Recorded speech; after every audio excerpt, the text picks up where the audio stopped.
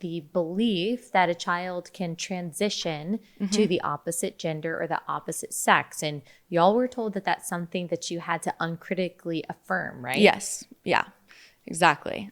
So we were taught that if a child comes to us and they are experiencing extreme gender-related distress, which, by the way, is very real, and I have compassion for people who have a deeply felt incongruence between their sex and how they perceive themselves and want to be perceived.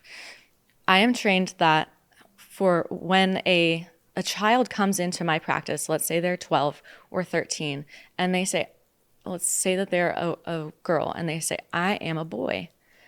It's my ethical obligation in this profession to affirm them in their belief and to not act as a gatekeeper for their medical treatment. That's what you were taught.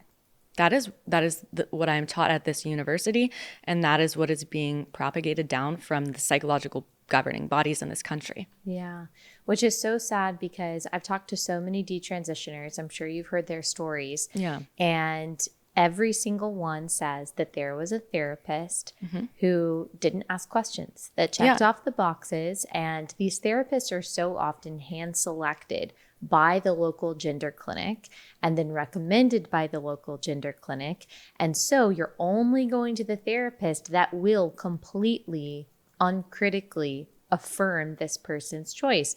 And if they say, you know, I also am anorexic, or I also have bipolar disorder, or I'm also on the autism spectrum, the therapist is not supposed to question whether that person really has gender dysphoria or whether they are really transgender. They're supposed to ignore all of that and say, yes, here is your letter of recommendation to go on puberty blockers, cross-sex hormones, get your breasts cut off, even as a teenager. That is what not everyone in the therapy world, but a significant chunk of the therapy world is doing today. And it sounds like it's because that is exactly what they're taught to do at universities. Yes, exactly. That is by design in this profession.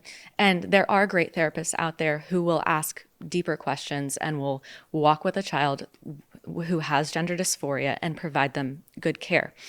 But those individuals are going against the ethical standards and guidelines in our profession. And they're taking a risk by doing that. So what happened after the Wall Street Journal piece was published? And that was published when? That was published on June 7th. Okay.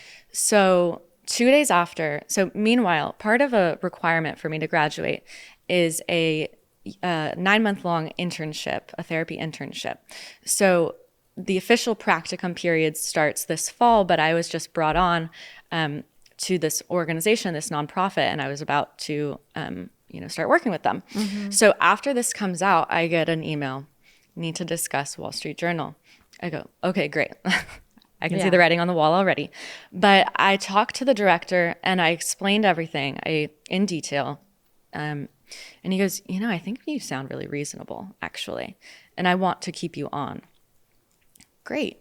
First hurdle.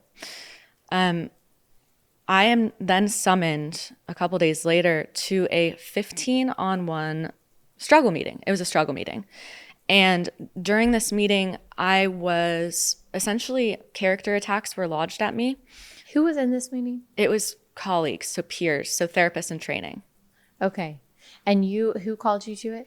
The director, because he, and I have so much compassion for this guy. I actually am pretty fond of him. But he called this meeting because I think he thought like, oh, well, she sounds reasonable. Let's just get her together with everybody else. No, these people called me unsafe. They called me, like a danger to the profession. Somebody brought a written statement to pass around to everybody, like taking down my arguments and whatnot. I'm like, can we just sit here and have a conversation about it? And